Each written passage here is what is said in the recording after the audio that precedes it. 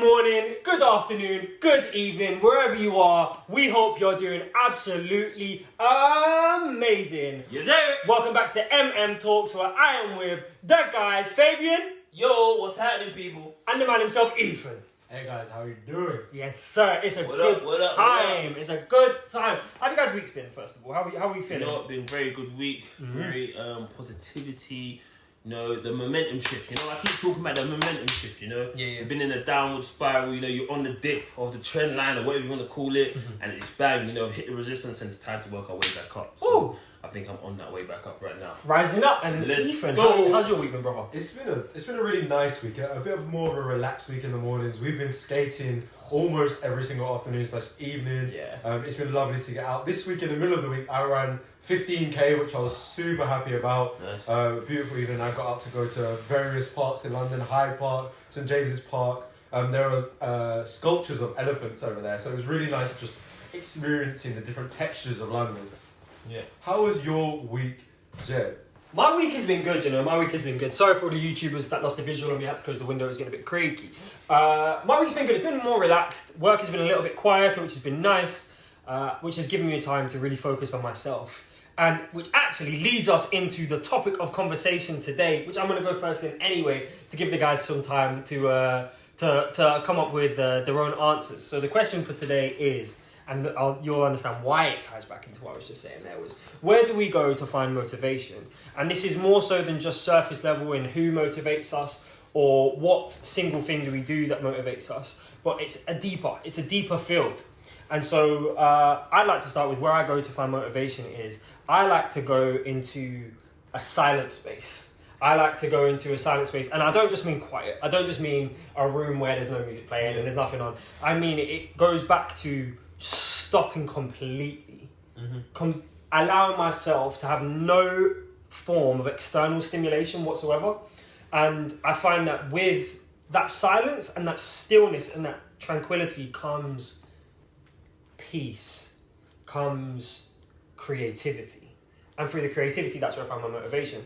You know those moments when you're in the shower or you've just got into bed or whatever and you're slowly fading, when your mind is like, oh, what about this? What about this? Yeah. I'm thinking all these things because it's not doing anything else other than just simply being. That's where I find my motivation, because the amount of times that I don't go to sleep early because I've got into bed and I'm like, oh, this amazing idea! And then I'm like, damn, that's what I'm going to be thinking about for the next half an hour to an hour. We all get it. Right? And so I would say where I find my motivation and my energy, my real energy, is through silence. It's funny because the other space I also think I find my motivation is through explosions. It's through supernovas of energy, right? So this moment right here, when we all get together, we get a coffee, so the adrenaline is high, the caffeine has got all of those chemicals. What chemical would be pumping when we have caffeine? Caffeine stimulates receptors. Yeah. In your body. Yeah, either way, all the good ones that get my mind flying, and I'm with people who also push it. That also provides the motivation and the energy, but it's quite different, I find. So for me, it's within that silence, and I think it probably comes back to the concept of meditation. You know, you are clearing the ways, you're clearing all the blocks. I imagine my brain is like roads, and the pathways are roads, right? Yep. And when I'm working, when I am practicing or training, when I'm doing a lot of things, there are cars on the road. Because the cars are trying to get places, the thoughts are trying to get to other parts of the brain. I'm trying to bring a memory out, got to go into the storage and pull that out to the front. All that's happening. When I'm in bed or when I'm in the shower or when I'm just purposefully being, the roads are empty. It's like Christmas Day. I know when on Christmas morning, I used to go to my grandparents, right? And the drive would be half the amount of time it would be when during the weekend. Because on Christmas Day, the roads are empty. And so I find that with my creativity and my motivation, that comes when the roads are empty, because there's nothing else. There's no other thought clogging it up. There's nothing else going on. There's no stress or worries. And so I find that I am then much more easy. I find it much more easy to draw from parts of me that usually take up a lot of energy. Yeah. So I would say I find my motivation in silence. How do you guys connect to that? Or do you connect to that in any way? I completely understand this. I think it's for me. It's not. I don't find much of the motivation in silence, but I get what you mean. Where it's the reset. You find like you give your headspace that open space to basically work to actually elaborate on things that you've been thinking about. And it's that same thing when I go back to lo-fi, where I say I listen to the lo-fi because the lo-fi, it opens the doorways for the imagination. Yeah. For me. Yeah. So that's why I get that silence there. Yeah. I think for me, I use opportunities of silence for reflection and to bring myself peace, which then enables me to go into a creative space. Enables my mind to wander in ways that I often don't let it. Quite often days are structured and I have to be doing this or that or the other, and that often doesn't enable creativity. But when you have that silence, there is nothing but your mind. There is nothing but the opportunity to be creative. It's Ethan's turn now to get up out of the screen. That window be creaking, people. It really do. We're in a dilemma here because the heat is on. The heat is on, but so is the wind. And so if we close the windows, the heat will be even further among us. Yes. But if we don't close the windows, then you get the creaking. So we're gonna brave the heat. We're gonna do it for you guys. Exactly. And that is worth at least a like and a subscribe on our YouTube channel and a follow at Motivational Moments London. Yes, do that, y'all. We on Instagram. Come on, get that. Sir, but I think were you gonna say something there? No, that's you, bro. Yeah, no. So I think we've gone through my section. Now we're gonna go to the famous FABZ 5 minutes of food. Early sectors. Hello. What's on the menu today? This one is. You know what? I like that. That's gonna be the thing. That's gonna be the thing going forward. That's gonna be the thing. So first thing, an announcement. We're gonna do the chicken wings next week. I know we promised chicken wings this week, but we're gonna do chicken wings next week because Fabian's got an idea to do with them that he needs to execute to perfection. So he said, guys, I got an idea. Give me time to prepare. And that's a little nugget for you guys. A little nugget. If you need to do something right, take the time to do it right. Amen. So what's on the menu today? The main course is. Tell the chef, baby. What is your favourite breakfast meal ever? Ever. Hey, Kanye, drop the album. Hopefully by the time this is out, Kanye has dropped the album, to be fair. Focus on it! You know, I can start with this one. Wait, go ahead, go ahead. So, this one is really special to me. It's not something that I have regularly. It's typically something I have once a year on a very special day, and that day is Christmas. Ooh. One of the greatest days in the calendar. Yeah. One of my favourite days in the world. Yeah. And this was probably started about 8 years ago. We make pancakes together. So we mix up the batter, and then we serve it with blueberries, maple syrup, and like a really nice maple syrup. Like we go out of our way to find a good. You go to Canada to get the maple syrup. Crack the trees open and just straight to the plate, tree to plate, and then we serve it with some crispy, streaky bacon and creme fraiche just to cut through the saltiness, the sweetness, and the fattiness. It's just a beautiful way to start the day. I often exercise before Christmas Day probably starts because I know I'm about to eat disproportionate amounts of food. So. Pancakes and thin pancakes for me, blueberries, maple syrup, and crispy bacon with creme fraiche. The saltiness, the sweet. It's just a perfect dish. Is it even a pancake if it's thin? That takes us back to a previous episode where FABZ 5 minutes of food was thick pancakes or it was crepes, wasn't it? Yeah. That was the conversation. Yeah, so exactly. Yeah, no, definitely crepes for me. I just remember the thing. He was definitely talking about crepes there. But no, that actually sounds really, really nice. I don't think I've ever had pancakes on Christmas Day. This might have to be something that I need to get into. Yeah. We'll touch back on that our 25th of December. Fabian, your favourite breakfast meal? So I'm gonna go with one of my favourite meals I've had. Yeah. For breakfast. Mm-hmm. So if before I do that, I'll quickly go into it saying favourite meals could be anything because shout out the Crofton podcast. Ooh. They hit it up all the time. Yeah. Crazy American menu, crazy menu anyway. Yeah. And absolutely great. Vegan dishes as well. Vegan dishes, bang. Yeah. You can't go wrong with your eggs Benedict. Definitely, that's great. But I'm off salmon recently, so I don't actually eat. This household is off eggs. Yeah, well there you go. Hey, it's my breakfast, right? This house. Okay, cool. Now going to where I was gonna go. As you talked about Christmas Day, that reminded me, and I think for one of the most memorable breakfasts I had was when I was in Sydney, Australia. Ooh. I woke up Christmas Day, probably about 30 degrees. Yeah. Crikey. Yeah. Oh, blimey, man. Yeah, so I woke up, everyone's still sleeping. What did I do first thing in the morning? Turned on the barbecue, nice T-bone steak, straight on the barbecue. He said T-bone steak for breakfast! Yeah, T-bone steak for breakfast. It's Christmas Day, bro. Yeah. I mean, Christmas Day breakfast doesn't look like anything. It can be whatever you want. That's facts. You can have whatever you like. So yeah, you're lucky to cue the music right now. So yeah, T-bone steak. Yep. Then fired up the shrimp. Yep. And that day was actually some salmon. So you put the shrimp on the barbie. Yeah. I'm done. It's been a great episode, guys. See you next. Yeah. Let him have that one, people. I ain't shouting nuggets. But yeah, so I started literally the morning with a nice plate of steak, few shrimp, and a stronger.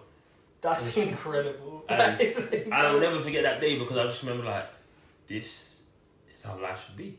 That is audacious. Yeah. I love that. And that was my best breakfast. I think my most remarkable, memorable, I don't know what the word is, but that. Either way. Yeah. That Man was- said T-bone steak for breakfast. That sounds delicious. He said protein. Let's go. You sure you're not Santa Claus? You literally were like, I got a fuel up. I'm about to go around the world on this one. Well, shout out my cousin in Australia because he's actually born on Christmas Day, so it's actually Christmas Day. Your and cousin it's is his birthday. Jesus. Well, I won't that go what that you're far saying? because you might upset some people. So, someone definitely in the comments. He can't say that. So yeah, but yeah, no, absolutely. For me, that was that was a very. That's memorable. That's for sure memorable. Yeah. What you, bro? You know what? I'm actually gonna. So you spoke about something that you've had for the last 8 years. You spoke about something. When did you have this in Australia? 2016, 2017. Okay, so I'm gonna talk about something that I've only just started within the last 5 months, and that is Weetabix with peanut butter. And the reason why it's not even to do with the flavors, because the flavors are basic. They're nice, but they're basic. It's not anything too complex. But what it does do is that it's very sentimental for me because it kind of represents my bond with Ethan. Because I didn't have it before we moved in together, right? And I saw you having it, and I was like, peanut butter and Weetabix, yeah, is that what you're on? And I wasn't sure, I really wasn't sure. And I was like, you know what, it's good for the protein and all that stuff. So I was like, I'll join you. And the first few times, I didn't really like it, if I'm honest. I was like, the texture was nasty, because you also know that I like my Weetabix to get You like them wet. Yeah, it's true. I leave my Weetabix in the milk for a little bit before I eat it, right? So peanut butter is thick and the Weetabix gets kind of soggy, right? Yeah. So the texture is very, very different. But I was like, you know what, I'm going to keep trying it. And now, first of all, I really enjoy it, but also it represents one of the first few things where me and Ethan had like differences in the way that we live and the way that we start our day. But I was like, you know what, I'm going to trust you. I trust the way that you go about life, and even if it's something as simple as breakfast. It was like, let me start it off like this and see how I can start my day off a bit more like Ethan. And I feel like it just symbolises our connection a little bit in that I trust you, and I've integrated a part of me that was a part of you, and I love it for that reason. Do you know what I mean? Okay. I feel like wherever I go now, for the main part, I'm gonna have Weetabix and peanut butter, just because it will always bring me back to the wonderful times that we've had here. Well, even on that, like for my thing, it's not Weetabix. I always have my perfect oats. If I was gonna have like oats, would be oats, peanut butter, and then mixed nuts. Ooh, Get behind that. Yeah, that sounds really nice. And, Yeah. Peanut butter and like homemade oats, crazy. Yeah. Crazy, bro. If I could add to the Weetabix, we drink oat milk, and I think that's quite an important distinction in terms of kind of like the flavours, but also for the stomach, because I feel like peanut butter with a lot of like heavy milk could be a bit much for me maybe. But I would also, if you guys want to try it at home, also add some fruit. Add chopped banana, chopped strawberries. It's the summer, like enjoy it. Some blueberries. It gives a little more flavour, a bit more texture, a bit more variety to the dish. Big time. Definitely. Big time. So that was famous 5 minutes of food. Now, one of these guys are going to have to answer. Where do they find their motivation? Oh, you want to go? I'll jump in. So you had to go, so I just want to sit back before you just take your reins. You know what I mean? So I'm going to speak about 2 places in which I find motivation. One of them is you guys, my friends, the people that are really close to me. I love going to meet my friends because they're all incredibly different. But there are very few people that are exactly the same as me, and they are probably further away from me. I like the variety, and these guys bring variety in thought, variety in energy, and variety in ideas. I always hear something that I can take away from every single conversation that I have, which is why I think I appreciate my friendship so much.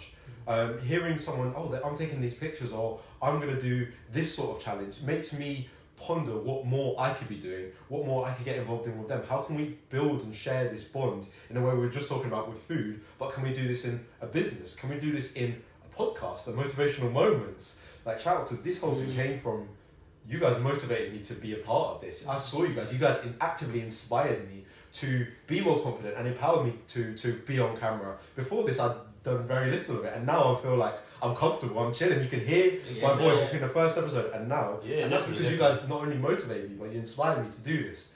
The second place is YouTube, and I'm going to say social media. Yeah. So social media can be a lens by which people experience doubt within themselves. But I feel like I've curated my social media and almost reverse trained the algorithm to give me exactly what I want. If you go to my YouTube suggestions, you will see chess, one of my big loves at the moment. I really wanted to get better at chess, so I look towards these people who are the experts. And one of them is going to tie into a question that we've got later. I also want to get better at speaking. So what do I go and do? I watch videos by people who have been speaking for 10 plus years. These experts of being better communicators. There is such an abundance and wealth of information on YouTube, on the internet, of people that know so much more than I can ever hope to in this short period of time, that why not learn from them? Why not be inspired from them? And why not use them as a template for your motivation and your success? It's big. I really like that. I find that, that second one there with YouTube and social media, that's what we're about. That's exactly what we're about, is to use a medium that is scalable across the world, across the universe, really. If we really wanted to right now, if Jeff Bezos wanted to, he could have attached a signal with just our videos on that little rocket that he could put up into the sky and could have sent that out to the universe, right? And I think it's that scalability of motivation, of inspiration, of information. Okay. I need to chill out. I need to before I start my hot 64, fire in the move. Oh gosh! He's calling you! But no, seriously, like, it's that level of quick, scalable information.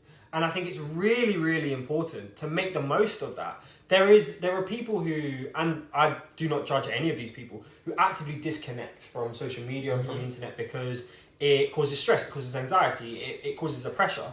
But if you can reverse engineer the algorithm like Ethan's done, you end up finding nothing but positivity in your space. And that could be a fulfilled cycle of love, positivity, information and wisdom and gems, and keep going round and round and round, as opposed to the other side, which could be paranoia, it could be anxiety.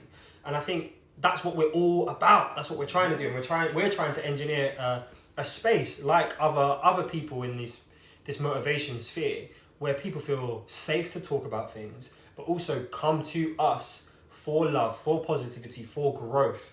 And I love that one of your key spaces to learn that is in the same space that we are trying to grow it, because it almost feels like you are in the sphere in which you wish to succeed, and that's where you need to be, right? Well, that's exactly it. It's that whole thing is where I was speaking to my cousin about today. I said, this is why I follow more things on social media, for me to grow, for me to learn, for me to adapt into my life, not follow people that I want to be like. Yeah. Because what happens is you get mistaken in thinking the picture that you've seen that what someone has, they don't really have. Yeah. It's like I spoke to you earlier about the background we come from. You see people with nice things, but they pay for those nice things. The background someone else can come from with an actual wealthy background, they have all these nice things and nothing was ever paid for. Because it's all paid for through assets or whatever. Yeah. And it's the whole thing. It's like, I posted something the other day on my social media, and it was like, a poor man that wants to be rich will buy the shovel and dig for gold. but someone that's lazy will moan about how expensive the shovel is. So a man with ambition will dig because he knows gold there. But a man with no ambition will moan because the shovel's too expensive. Not Perspective. Yeah. And it's that whole perspective you have on social media. If you're going to follow all these people that say they're so-called rich or say they have everything already, you're going to assume that's what they have. Where if you start to follow things to adapt to your life to get you to somewhere you want to get to, you're going to start to see the change. Yeah, you just got to work for it, right? Yeah. It's about creating a space in which you understand that work is necessary. And that actually comes onto my thing where I find my motivation. A lot of my motivation now comes from my journey. And it's not like, when I say that, I think everyone needs to look at their journey, because I'll say something like this, is that no matter what happened bad in your journey, good will come from it. And people might think that might not make sense, but it's because it hasn't happened yet. It's like, for instance, when I lost my mum, I ended up getting a house. But I was so young, not realising what kind of situation that set me up to, till 10 years later now I'm seeing like, hold on a minute. If I did things right now, within the next 2-3 years, I could actually retire if I wanted to. Yeah. I could go somewhere, sit down and be cool. What, on a Thanos flex? You know, sitting on the edge of the thing. Hey, what, in the countryside? With a smile, just, yeah. Just me and my scarecrow with my scarecrow? With my armour on it and things. Jeez! Oh, yeah, the god. Oh, man, I was like, what's scarecrow going to do? Yeah. So, and it's that whole thing. So I think people need to see their journey to see where they've come from, because sometimes I think you get lost in all of this, like you said, that social media, things that you want, things that you're trying to get to, and you forget how far you've come. It's like, I was saying it to, again, today, about saving. Yeah. It's like, you start to save for 6 months, you've seen that you saved £600. When you do the maths over 10 years and you think, hold on a minute, that could be £6,000, but 5 years ago I didn't even have £100 to my name or saved. Yeah. It's like, you got to start adding up the small goals to see the bigger goal ahead of you, and see where you come from, saying I didn't have a job, or I never had a house, or I never had this to my name, I never had that to my name, or you was like a stone heavier last year, now you're only half a stone heavier. It's these small goals that people forget, like, oh my God, you're a stone, you might have only lost half a stone in that year, but because you're seeing someone with a six pack online, or... You talking about Ethan? What? With a six pack? What? Shine it, bro! That's trying to have me posting all them pictures. Bro, it's crazy. Okay. Progress pic coming soon. Mad thing, they're going to be in the comments asking for that. Coming promising that to the people. But yeah, we're taking to work. Respectfully. Very respectfully. So yeah, it's all of those things though. It's like people look at it and want it, thinking and completely forgetting where they've come from. Yeah. And it's that whole thing. It's like, believe in your journey, understand where you've come from in your journey, understand where you want to be in your journey. And it's that whole thing, live and love your journey, because like I said before, you only have that one life. You can't be hung up because you haven't got this, oh, it's a bad moment. Like, life can be as short as you want it, can be as long as you want it, because you don't know when that end point is. So for me, you literally have to just enjoy the journey and use that as your own motivation of where you want to get to. Because at the end of the day, you use the top of the journey for the motivation, you use the bottom of it for motivation. Because the higher you get to the top, you're going to be more motivated than because you're that far from the bottom. Yeah. So there are two things that I'm hearing in there that we can turn into like practical tips for people to take away, and for me to take away, is one, it's goal setting, and it's almost using manifestation, right? So it's seeing, you said the top of the journey. Yeah. So it's seeing where is that peak, right? Where is the highest high? Yeah. And it's goal setting. So that's where I want to be. How do I get there? Yeah. So it's building steps to reach where you're going, right? But it's also using the baseline. It's using the lowest as a form of inspiration, isn't it? It's creating perspective and creating comparison to what you are compared to where you were. And I do that a lot. I look back and I literally write down in a journal at least once a year. I'm like, this is where I am right now. Yeah. And then at some point in the next year, and I literally just did it 3 days ago, I think, where I went back in my journal and I was like, bruh, last year at this time, I was on furlough. I couldn't run, I couldn't walk because I had my surgery or whatever. I was like, wow, look at me now. I'm out longboarding with my bro. I'm living. We're doing the podcast. We're doing so many other things. I'm like, that comparison and that active comparison. It's not just, oh, this is what I am. It's writing it down and being like, these are the skills I have, this is the space I'm in. And then looking at the skills now, I'm like, raw, I've got twice the amount of skills, I've got new perspective, I've got an experience that I never had before. I am 2 times the person I was last year. And it's building those stages of comparison where you're looking at a upward going ladder or something like that. That's how I kind of would take what you've said there. Yeah. That's it. Ooh, so Ethan's next question. Okay. Say that. So leading us into the final segment, and this is a segment that I think is going to get the people going. And please, this is I think quite an interesting question. This is this is a hot one that I've thought about for a while. So I might be a bit ahead of the game, but I'm going to go last because I want to put it on both of you. Okay. I'll go first. I don't mind. And I respect that. He said, "I got this." Yeah, I got this.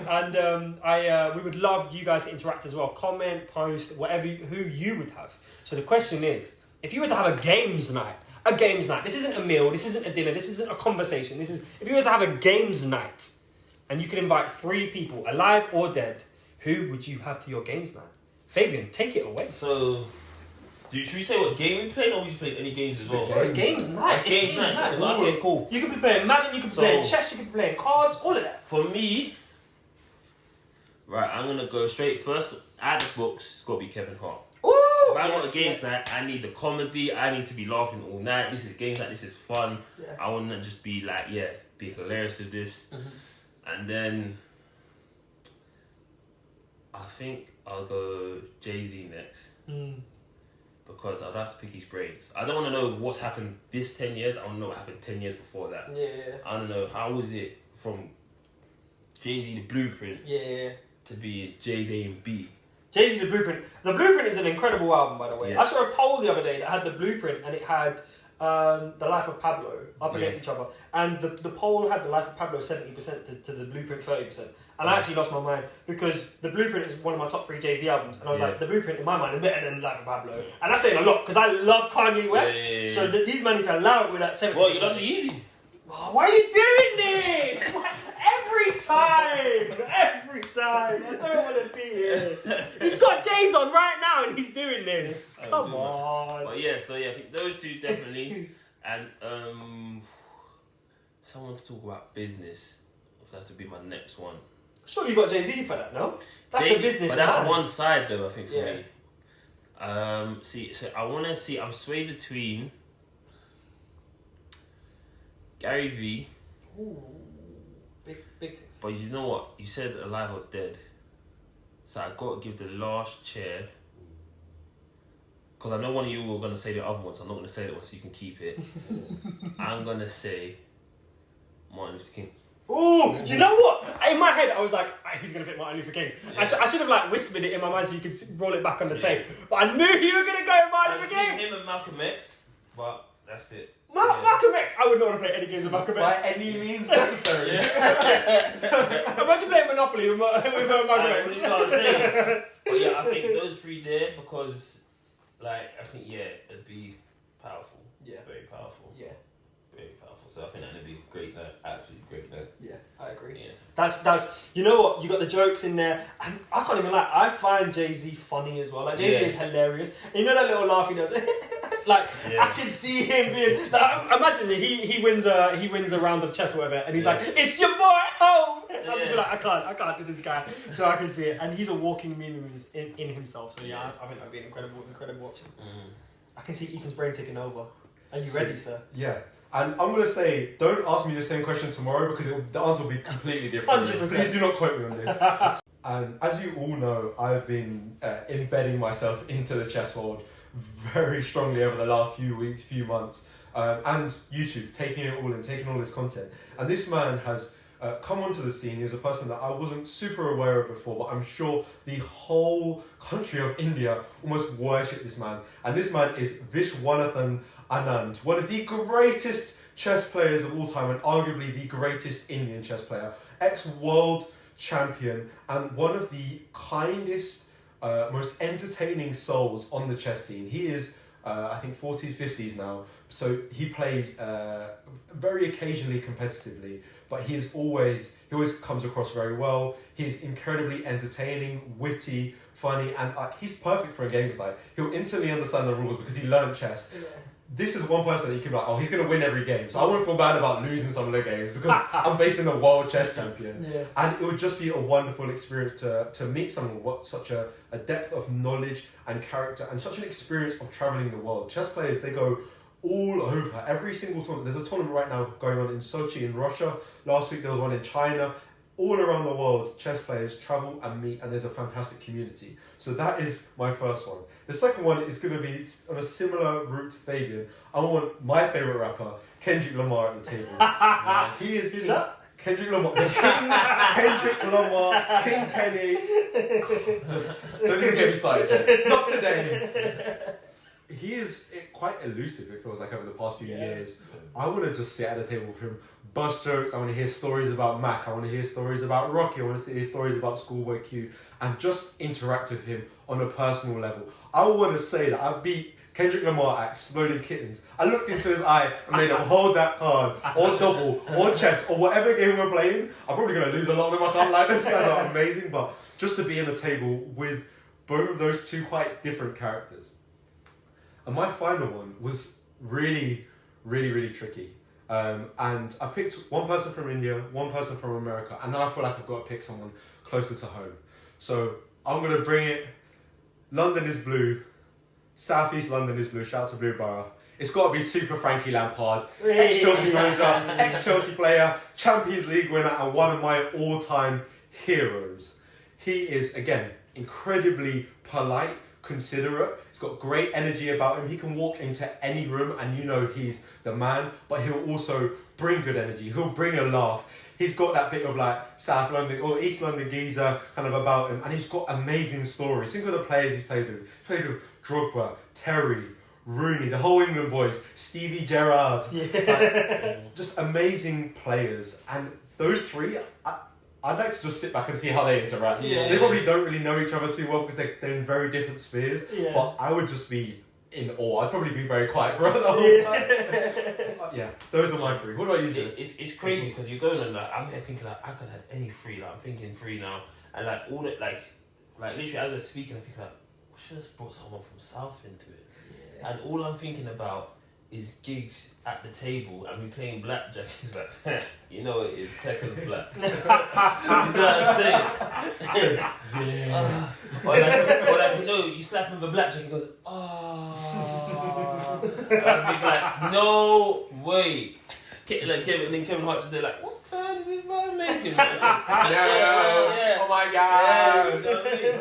But yeah, like, hey, listen, Jed, anyway, take it. But before Jed takes it, I just want to say, please comment below what three people you have, because I'd love to see what kind of actual combos people go for. I'm actually going to put this clip on Instagram so we can see and get a little conversation going. So, see, I like that you chose a chess grandmaster, right? Like, I like that. World champion. Thing is, that's a master of game theory right there. That's a person who, like you say, could understand the rules of any game like that and would be able to manipulate it like that. I don't want it. And so when I was doing this, I was thinking Serena Williams, I was thinking Michael Jordan, I was thinking these elite competitors, and I was like, no, bun that. A game's like supposed to be a good time, and I know when I destroy Michael Jordan or Serena Williams at Exploding Kittens, they're gonna be like, now play again.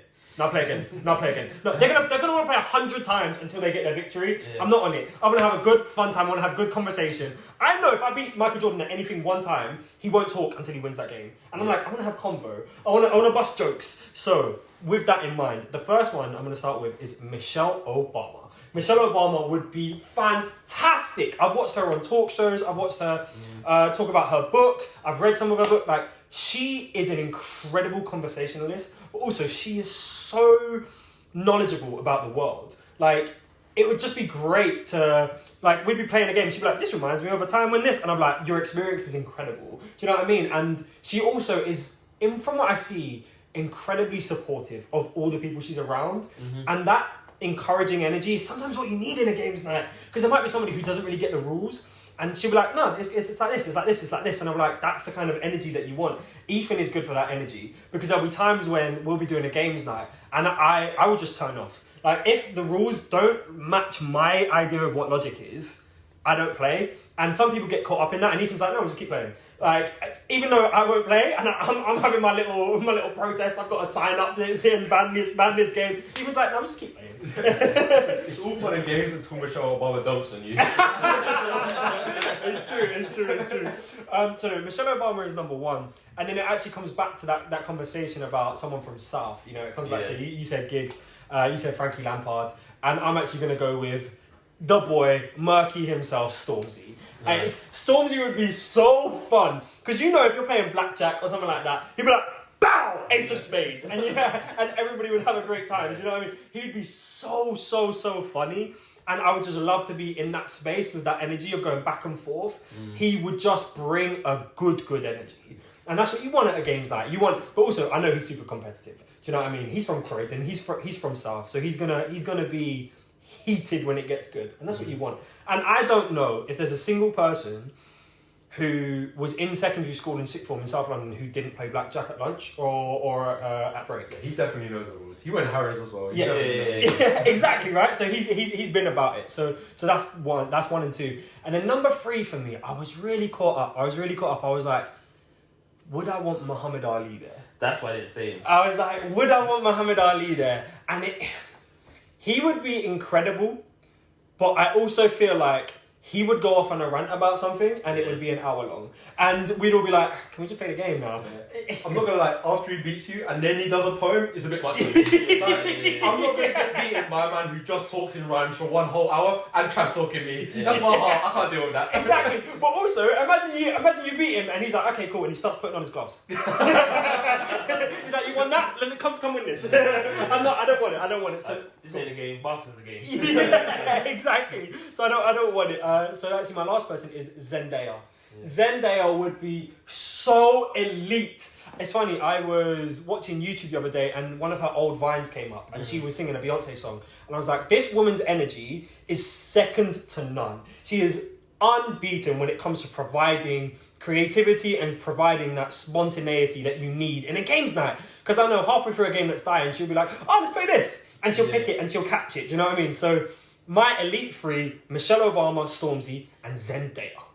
Yeah, see, that's the same like with me. Like, I think it's like I said Martin Luther King because it'd be good to have around there, but I still think I might have to change him out and put Giggs there, man. Yeah, Giggs would be fun. I think, like, come on, like, did you not see the meme when he's like, Bonnet, Jarvis, open the mosque. He's looking around, Bonnet, Jarvis, close the mosque. I'm like, this is what I mean. I need that at the table, bro. I'm going to add one question to this mix, just to add a little bit more information from you.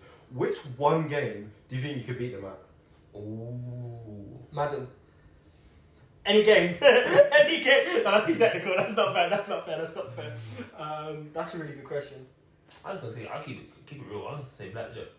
Yeah, you know what? I wouldn't play poker with Kevin Hart because he just looks like he's been playing poker way too much. And I think they all know poker way too much. So. Poker's the big ballers game as well. You know Jay, because you got Jay at the table. Jay would wipe the floor with all of you. Yeah, I feel like Jay's that guy. I think I'll keep it with blackjack. Yeah. You can't really have chess, can you? Because you've got chess grandmaster now. So. My game will be double. That's the game I can beat everyone at because it requires you to be quicker. And I've got at least like 10 plus years on all of them. They're probably at least 10 plus years on all of them. So I can win that, and I've had some practice. So that's my game double. You know what? I'm gonna cheat this question a little bit. I'm gonna say charades, and my partner for that would be Zendaya. So it'd be Stormzy and Michelle Obama versus me and Zendaya. Yeah. So you know what? That's genius. Zendaya's an actor, so she can go out and act it, and I'll be there. I'll be locked in. I'll be like, what is it? Titanic, Avatar, all of this straight away. We'll get this easily. And also, I'm a performer, so we'll be able to bounce off each other real easy. And right now, the rumours are she's going out with Tom Holland. Tom Holland went to Brit School. I train at Brit School every week when we play American football. So really, the connection's there. She'll understand. She'll understand. Yeah. So Michelle Obama and Stormzy, I'm sorry, you're getting whacked at charades. Okay. So I think you haven't told us your game. No, you did. Oh no, you said double. Sorry, yeah, I completely lost it. So that was a good one. That brings us to the end of the podcast, guys. Hey, guys, we're just running through these episodes right now, man. Bro, we're smashing it right now. Crazy. But seriously, guys, I want to know, guys, ladies, everybody, watchers, listeners, if you're listening to this, go onto the Instagram, go onto the YouTube page, and just comment what 3 people would you have around for a games night? Like, say what would you want to see from them? What would you want to hear from them? Or like, what do you think is going to be the funny bits? Like, we want to just see what kind of groups people come up with, because I think it'd really be hilarious. So it's good to see. But guys, have a fantastic time wherever you are. Good afternoon, good evening, good night. We are over and